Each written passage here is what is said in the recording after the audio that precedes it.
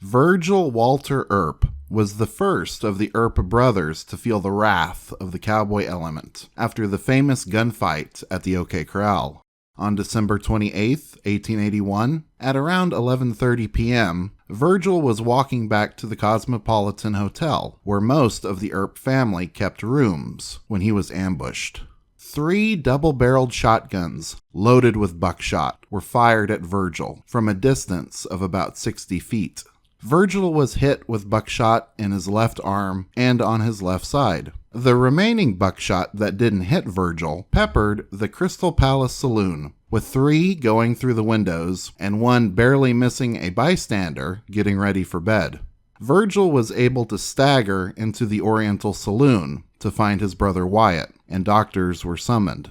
Virgil's left arm had taken most of the damage. Thankfully, the rest of the buckshot had missed vital organs. The doctors removed splintered bone from Virgil's arm, leaving it permanently crippled. This ambush would not satisfy the cowboy seeking revenge, however, and Morgan Earp would be assassinated on March the 18th, 1882. Afterwards, the Earps would seek out their own revenge, with what was later termed the Earp Vendetta Ride. Virgil and his wife Allie headed back to California, to where Virgil's parents lived. It was on a trip to San Francisco that Virgil was met by a reporter and interviewed. The following is a reading of that interview. From the San Francisco Examiner, San Francisco, California, May 27th, 1882. Virgil W. Earp. He comes to San Francisco for surgical treatment. Shot and crippled for life. Admission that the Earp party killed Stillwell. Statement that they will surrender. At Port Costa, Thursday noon, on the Southern Pacific Express train, an Examiner representative met Virgil of Tombstone, Arizona. The Earp boys have figured conspicuously in print for several months past in connection with numerous murderous affrays with the cowboys about Tombstone and Tucson, involving loss of life on both sides, including the assassination of Morgan Earp by Frank Stillwell while the former was playing billiards in a Tombstone saloon, and the subsequent killing of Stillwell by the Earp party. For the killing of Stillwell, the Earps were pursued by the sheriff of Cochise County and are still in refuge. Reports have widely differed in placing the responsibility for the crimes committed, as well as establishing the cause of the trouble. The friends of each side warmly reciprocating and picturing the other side in the worst lights of ruffianism. Virgil Earp is not a ruffian in appearance. He was found in a sleeping car, smoking a cigar. His face, voice, and manner were prepossessing. He is close to 6 feet in height, of medium build, chestnut hair, sandy mustache, light eyebrows, quiet blue eyes, and frank expression. He wore a wide-brimmed, slate-colored slouch hat, pants of a brown and white stripe, and a blue diagonal coat and vest, both the latter with bullet holes in them, bearing testimony of a recent fight when he was shot in the back, the bullet coming out at the front of his vest. His left arm was carried in a sling, also a memento of his last fight, when he received a bullet in his arm, since causing the loss of about 6 inches of bone, and which cripples him for life. The wounded arm is the cause of his visit to the city, where he seeks surgical aid in hope of so far recovering its use that he may be able to dress himself unassisted. The injured member kept him in severe pain, increased by the jarring of the cars, in which he had come from Colton, where he had been on a visit to his parents, and to bury his brother Morgan. Questioned concerning his experience in Arizona, together with other details of his life, he answered pleasantly and told his story as follows. Story of his life. I was born in Kentucky, but was raised in Illinois and Iowa. My parents came to this state, settling in San Bernardino near Colton, at which later place they now live. I served for a little over 3 years in the war in an Illinois regiment and came to California in 1866.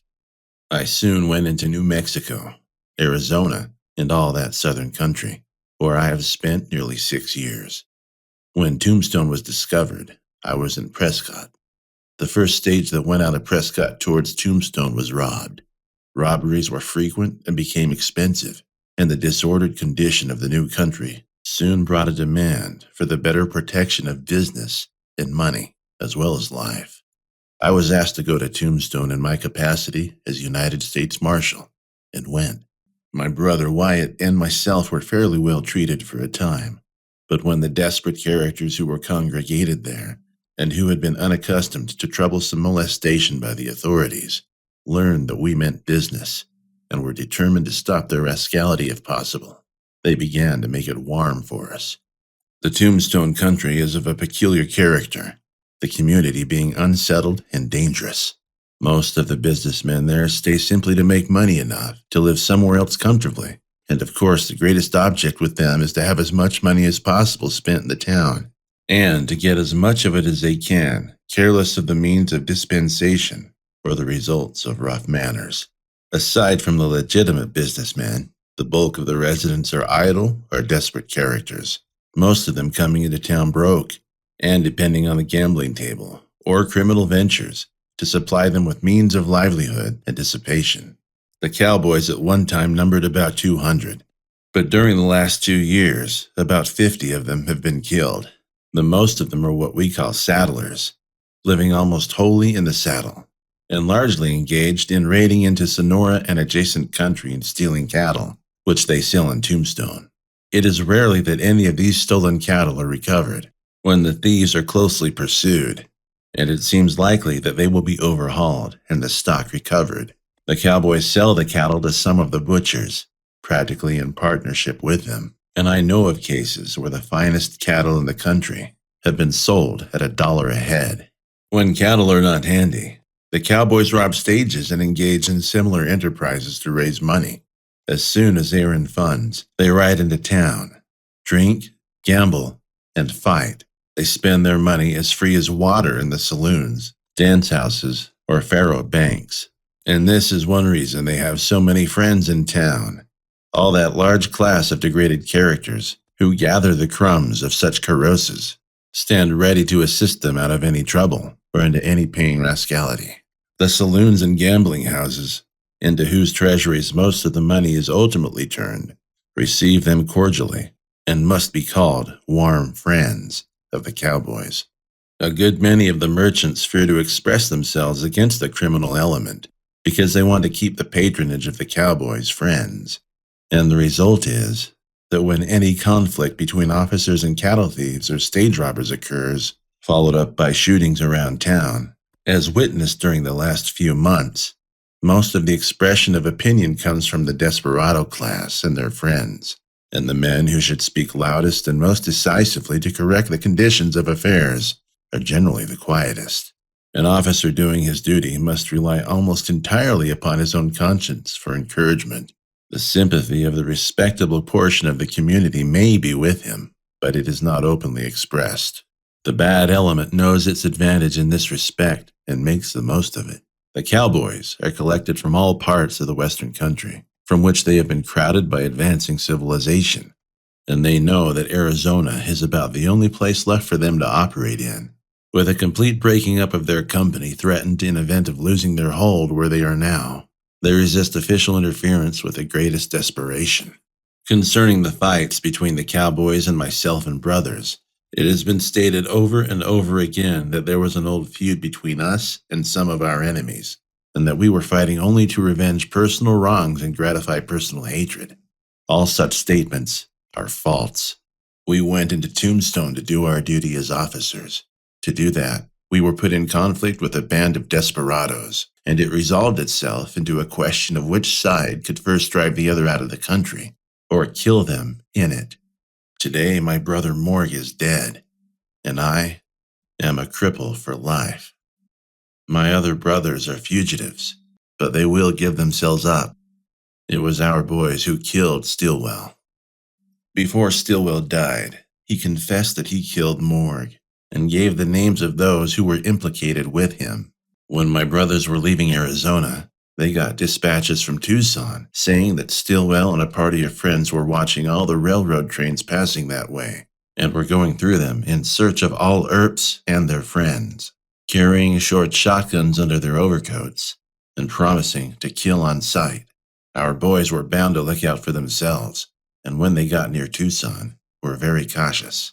They found Steelwell near the track and killed him. For the first time, the sheriff has shown anxiety to arrest someone, and the boys are keeping out of his way. The court in Tombstone does not sit again for 6 months yet, and they don't want to lie in jail all that time waiting for trial. But when the court sits again, they will give themselves up, and, with fair play, will be acquitted. The press dispatches that have been sent here have been very unfair to us, and have been made to conform to a plan to carry all these fights into politics this season. I am a Republican. My brothers are Democrats. I am sorry to see the thing taken into politics as a personal measure, because a true aspect of the trouble will be lost and new enmities are likely to be created. I heard that Doc Holliday, one of our friends about whom there has been considerable talk, had been captured at Denver. Word was sent me that he would be taken out on a writ of habeas corpus, and that before an officer from the territory could reach him, he would be released. I do not know if he succeeded in getting off or not. There was something very peculiar about Doc. He was gentlemanly, a good dentist, a friendly man, and yet outside of us boys, I don't think he had a friend in the territory. Tales were told that he had murdered men in different parts of the country, that he had robbed and stolen and committed all manner of crimes. And yet, when persons were asked how they knew it, they could only admit that it was heresy, and that nothing of the kind had in reality traced up to Doc's account. He was a slender, sickly fellow, but whenever a stage was robbed or a row started and help was needed, Doc was one of the first to saddle his horse and report for duty. The stories, at one time widely circulated, that we were in with the cowboys and quarreled over the division of the spoils was ridiculous.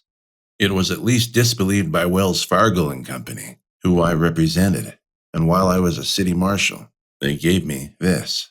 The speaker here displayed on the inside of his coat a large gold badge, a 5-pointed star set inside of a circular band, inscribed on one side, City Marshal, Tombstone, Arizona Territory, and on the other, V.W. Earp, with compliments of Wells Fargo and Company. Mr. Earp was in such pain that for the time his story was cut short. He was met at Oakland by 2 friends who accompanied him to the city, where he will remain about 30 days. Yesterday, he placed himself under the care of a leading surgeon and was unable to receive visitors, keeping himself well secluded. His escape from death by his last wounds were remarkable. Besides the shot which crippled his arm, he was shot clean through the body, and upon the day following that upon which the dead body of his brother reached the home of his parents, he too arrived at Colton, expecting to die.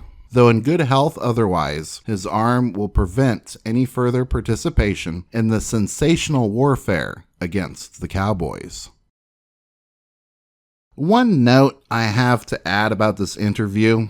I find it odd that Virgil says that he is a Republican, but that his brothers were Democrats. Wyatt Earp has always been connected to the Republican Party, so I wonder if this was a way for Virgil to try and leave politics out of their situation. If the Earp brothers were both Republicans and Democrats, then perhaps people on both sides of the aisle could be more sympathetic to their case. But that's merely my own personal conjecture.